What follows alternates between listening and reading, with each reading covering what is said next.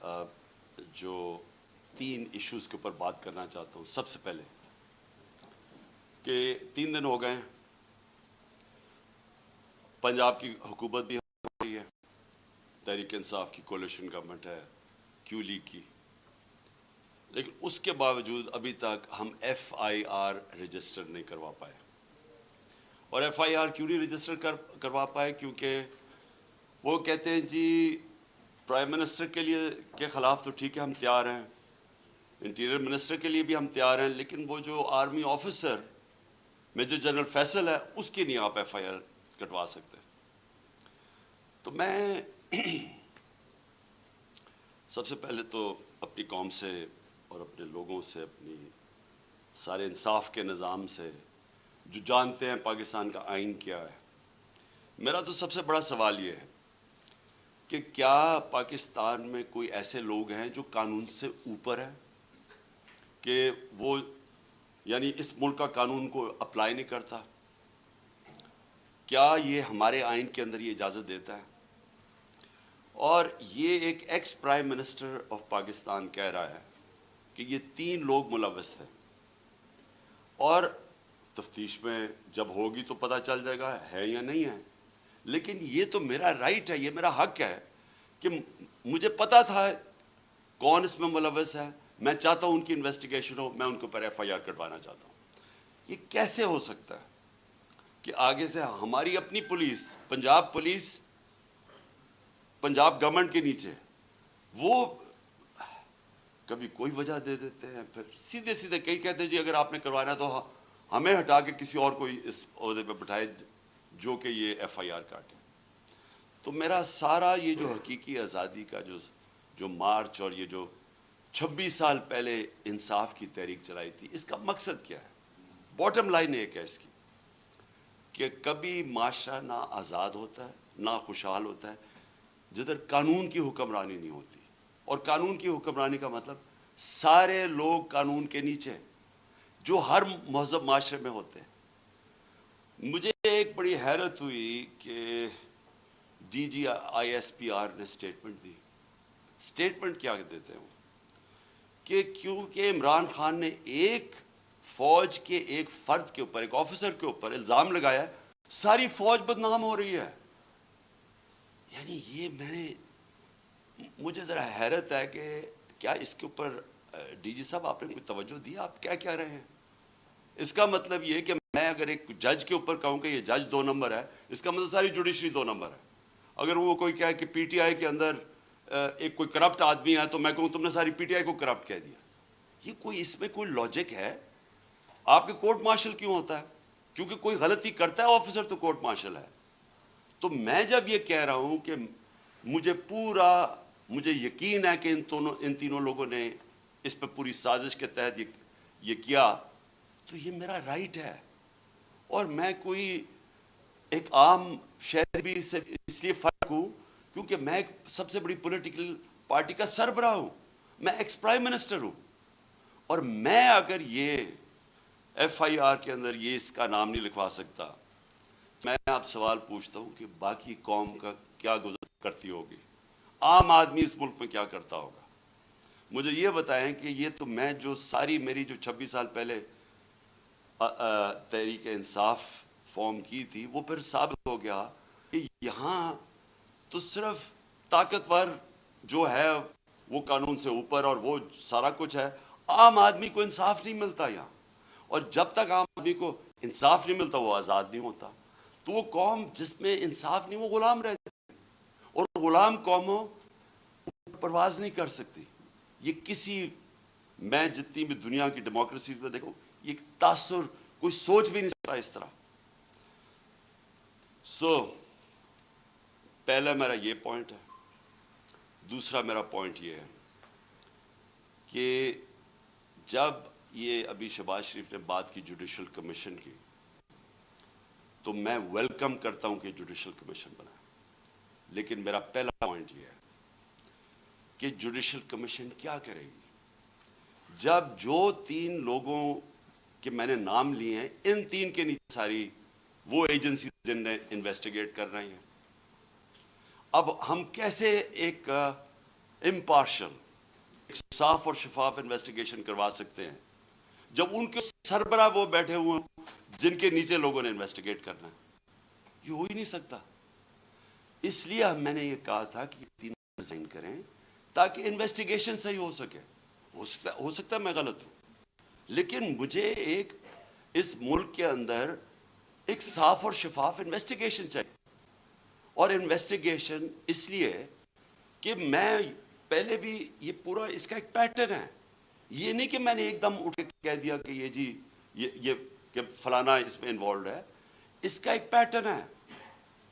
پہلے ایک ویڈیو نکلتی ہے جس میں مجھے یہ بتایا جاتا ہے کہ میں کوئی مذہب کی توہین کر رہا ہوں. وہ کدھر سے نکلتی ہے وہ اس انویسٹیگیشن میں پتہ چلنا چاہیے. وہ کون نکالتا ہے, وہ پھر اس کو کون اٹھاتا ہے؟ ایک وہ جرنلسٹ اٹھاتا ہے جس کی افیلیشن ایک پارٹی سے ہے, یہ انویسٹیگیشن میں آئے گی.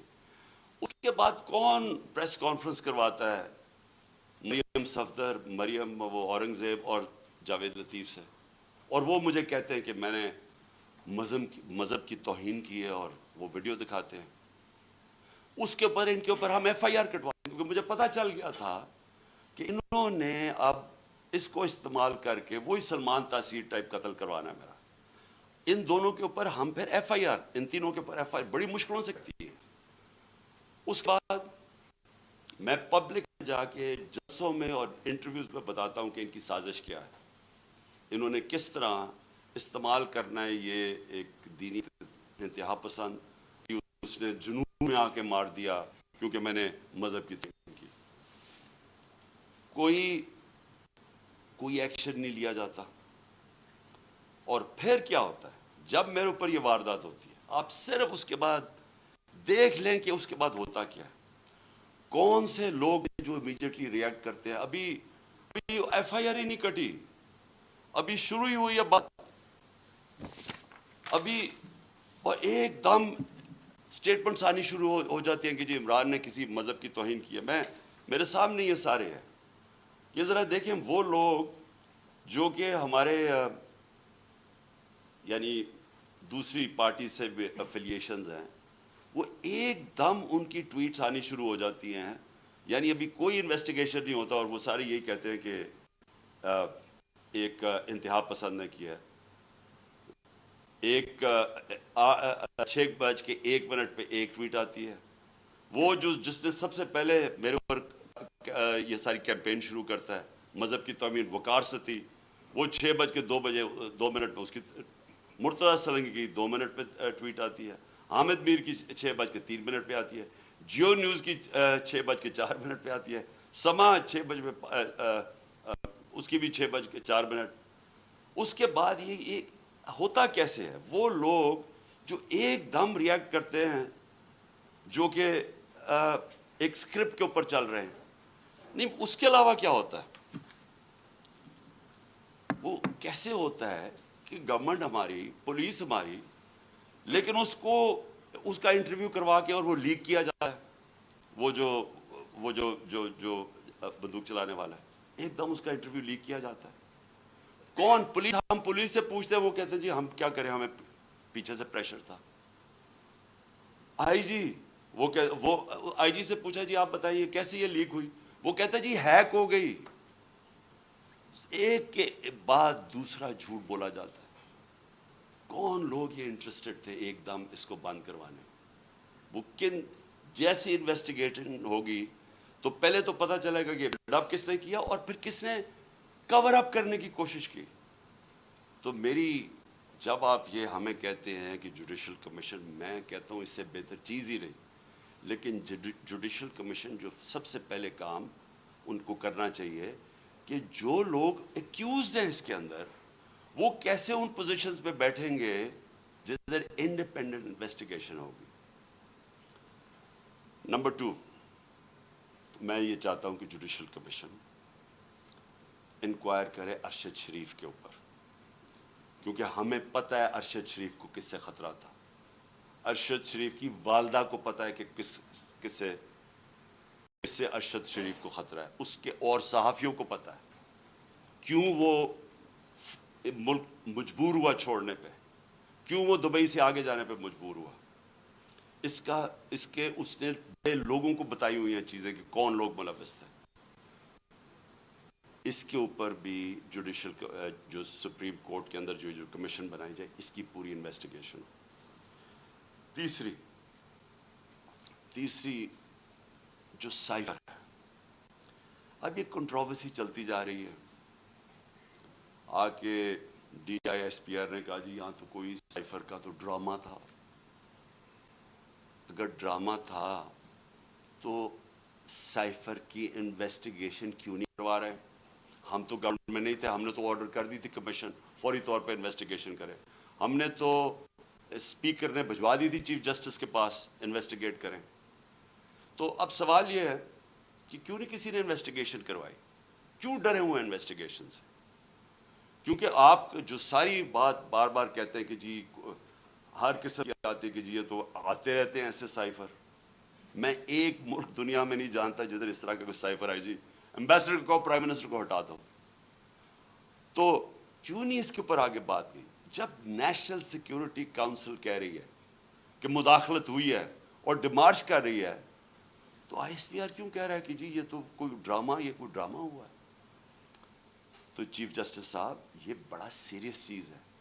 اس کے اوپر آپ کے پاس سائفر آیا ہوا ہے. یہ ملک کے اندر ہو سکتا ہے کہ یہ نہ سازش ہو جو یہ کہتے ہیں، لیکن جب تک آپ انویسٹیگیشن نہیں کریں گے پتہ کیسے چلے گا کہ مداخلت تھی یا سازش تھی؟ اور چوتھی جو میں سمجھتا ہوں کہ اس ملک کی تاریخ کی سب سے شرمناک چیز ہوئی ہے، اس کے اوپر چیف جسٹس صاحب اور اس جوڈیشل کمیشن بیٹھ کے ضرور انکوائری کریں. پہلے اعظم خان سواتی کو جس طرح انہوں نے پوتے اور پوتیوں کے سامنے مارا، اس نے ہر فورم پہ یہ بولا ہے کہ اس کو پہلے آ کے پکڑ کے مارا صبح کے 3 بجے، پھر اس کو ایجنسیز کے، اور اس نے نام لیا ہے یہ dirty Harry major general Faisal, اس کا نام لیا ہے کہ اس نے اور اس کے بعد آئی ایس آئی کو ہینڈل کیا جو اس کے نیچے تھی، اور اس کو ننگا کر کے مارا. اور ننگا کر کے مار کے اس کو کہہ رہے تھے کہ یہ بتاؤ یہ عمران خان سے بھی یہ ہوگا، اور جب اس کو تکلیف تھی وہ ہنس رہے تھے.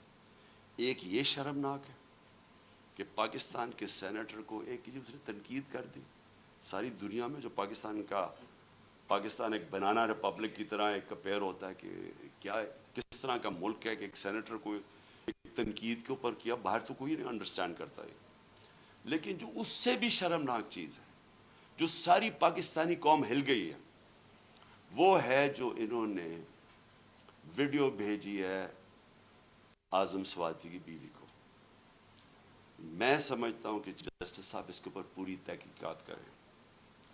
وہی لوگ جو کہ وہ یوزول سسپیکٹس جو کور اپ کرنے کے لیے اب جو یہ میرا بھی یہ اسیسینیشن اٹیمپٹ کور اپ کر رہے ہیں اور اب بھی کر رہے ہیں، وہ کہہ رہے ہیں کہ جی وہ کوئی جعلی ویڈیو ہے، جی وہ کوئی فیک ویڈیو ہے. اعظم سواتی کے پاس اوریجنل وہ آئی ہوئی ہے، جدھر سے وہ بھیجی گئی ہے، جس نمبر سے بھیجی گئی ہے، ان کے پاس وہ پوری وہ ویڈیو ہے جس کے اندر وہ دکھایا جا رہا ہے، اور وہ فیک نہیں ہے. اور اعظم سواتی نے مجھے رات کال کر کے کہا کہ وہ سپریم کورٹ کے باہر وہ وہاں بیٹھ کے احتجاج کریں گے، دھرنا دیں گے، وہ ڈیمانڈ کریں گے کہ سپریم کورٹ ان کو جسٹس دے. سپریم کورٹ کی لاجز جوڈیشل لاجز تھی کوئٹہ کے اندر جدھر یہ ویڈیو بنائی گئی ہے.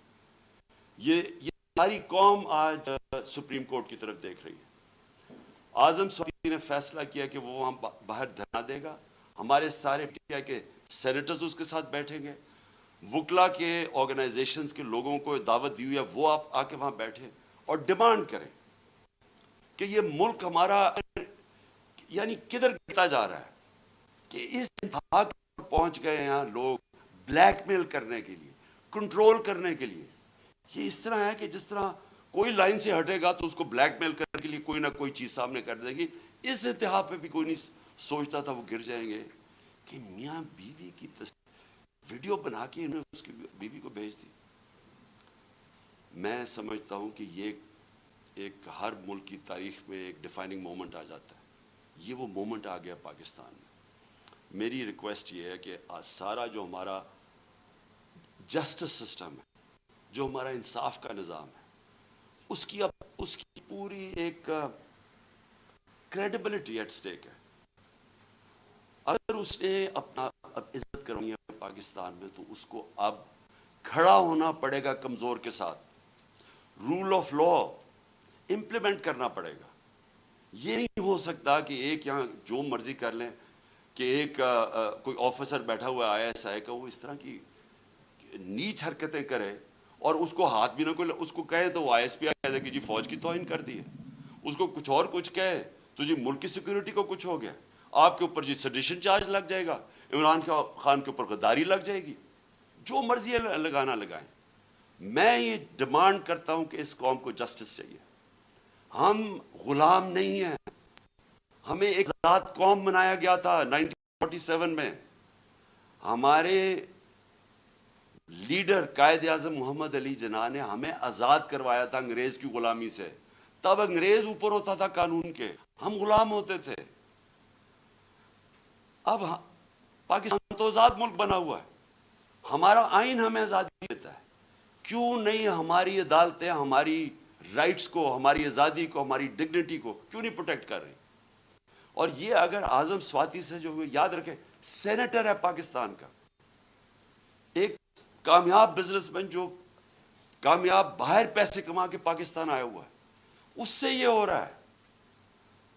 ایک prime minister, ex prime minister ایک ملک کا FIR نہیں رجسٹر کروا سکتا کیونکہ جناب وہاں وہ طاقتور حلقے ہیں جو ان کو کوئی ملک کا قانون ہی نہیں ہاتھ لگا سکتا، وہ کوئی غلطی نہیں کر سکتے.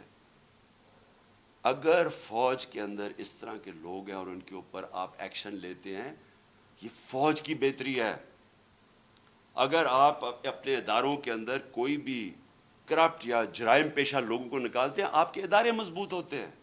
اکاؤنٹیبلٹی سے ساری دنیا جانتی ہے کہ جمہوریت کی کامیابی اس لیے ہے کہ جمہوریت میں اکاؤنٹیبلٹی ہے.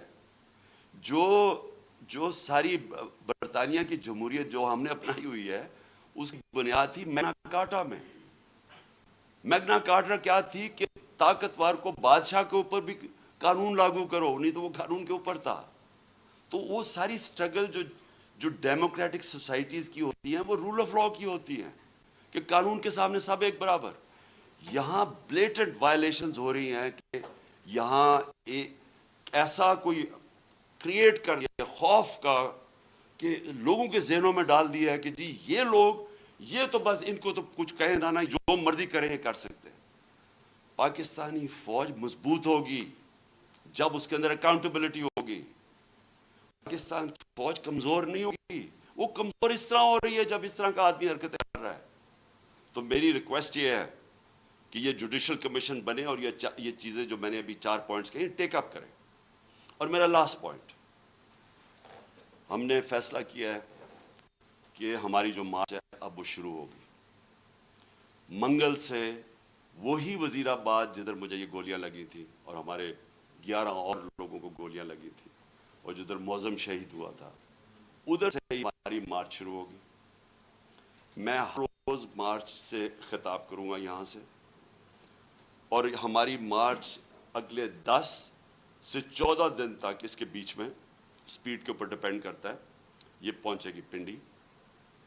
سارے پاکستان سے وہ لوگ اسی ٹائم پہ نکلیں گے کہ ایک ٹائم پہ جب یہ پلان کریں گے 10 اور 14 دن کے بیچ میں پنڈی پہنچنا. میں پنڈی خود ہوں گا اور ادھر سے سارے پاکستان کی جو لوگ جمع ہوں گے اس مارچ کو پھر میں لیڈ کروں گا. اور میں یہ اپنی ساری قوم کو آج کہنا چاہتا ہوں کہ آپ ساروں نے ایک چیز سمجھ لینی ہے کہ اگر ہم یہ خوف کے اندر آ کے، اور ہم نے یہ جو میں بار بار کہتا ہوں کہ لا الہ الا اللہ، کوئی نہیں ہے خدا سوائے اللہ کے، یہ ہمیں آزاد کرتا ہے، یہ ہمارا کلمہ ہمیں آزاد کرتا ہے. آپ جس وقت کسی سے ڈر کے اپنی آزادی کمپرومائز کریں گے، اپنے ضمیر کا سودا کریں گے، میری نظر میں وہ شرک ہے. یہ ساری قوم کے لیے ہمیں اب اس وقت سب کو یہ اپنا خوف ہٹانا چاہیے اور بتانا چاہیے کہ ہم انسان ہیں, ہم بھیڑ بکریاں نہیں ہیں. ہم یہ قوم پاکستان ایک بڑی خواب کا نام ہے, اور ہم یہ اس طرح کی جو حرکتیں ہو رہی ہیں پاکستان میں, اور جس نے ہم ملک کا سارا پوٹینشل ختم کر دیا ہے کہ ہم آج بیکاریوں کی طرح دنیا میں پھر رہے ہیں, اس کی یہ وجہ نہیں ہے کہ یہاں وسائل نہیں ہیں, اس کی وجہ یہ ہے کہ یہاں انصاف ہی نہیں ہے, اس کی وجہ یہ ہے کہ یہاں رول آف لا نہیں ہے. اور اس لیے یہ وقت ہے حقیقی آزادی لینے کے لیے. آپ میرے ساتھ سب آئیں, سارے پہنچیں. جب میں انشاءاللہ پنڈی سے شروع کروں گا, اپنی پارٹی کو جوائن کروں گا اپنی, جب یہ سب ہماری جی ٹی روڈ سے شاہ محمود قریشی لے کے آ رہے ہوں گے, اور پھر باقی ہمارے لیڈرز پرویز خٹک کے پی سے, اور سارے ہمارے لیڈرز ایک پورا انسانوں کا سمندر لے کے آ رہے ہوں گے پنڈی, اور پنڈی سے انشاءاللہ میں لیڈ کروں گا, اور اس کے بعد ہم آگے جائیں گے. تو میں اپنی قوم کو آخر میں کہنا چاہتا ہوں کہ لا الہ الا اللہ, کوئی نہیں ہے خدا سوائے اللہ کے. اس کا فیصلہ ہوتا ہے جب وہ اوپر لے کے جانا ہوتا ہے. اس نے کوئی آپ کو اس سے پہلے نہ اوپر لے جا سکتا ہے. اس کا جب فیصلہ ہو جاتا ہے, ایک منٹ آگے نہ پیچھے ہوتا ہے. یہ جب آپ کا ایمان ہو جاتا ہے, آپ آزاد ہو جاتے ہیں. اس لیے یہ خوف کو ختم کریں کہ ڈرا کے دھمکا کے ہم یہ کر دیں گے وہ کر دیں گے, اور ساری قوم کو اس طرح بھیڑ بکریوں کی طرح رکھنا, یہ کوئی زندگی نہیں ہے. میں بار بار کہہ رہا ہوں کہ میرے لیے غلامی کی زندگی سے بہتر موت ہے, اور میں یہ چاہتا ہوں کہ جب ہم سب میں یہ اسپرٹ آ جائے, پھر ایک قوم وہ بنے گی جو آپ بن سکے. پاکستان زندہ باد.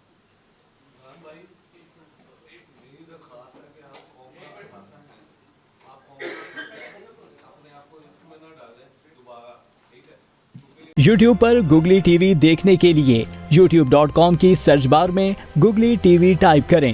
گوگلی ٹی وی کے پیج پر سرخ رنگ کے سبسکرپشن والے بٹن پر کلک کرنا نہ بھولیے. یوٹیوب پر اپلوڈ ہونے والی ویڈیو سے باخبر رہنے کے لیے بیل آئیکن پر کلک کیجیے. آپ کو ہر نئی آنے والی ویڈیو کے بارے میں نوٹیفیکیشن موصول ہو جائے گا.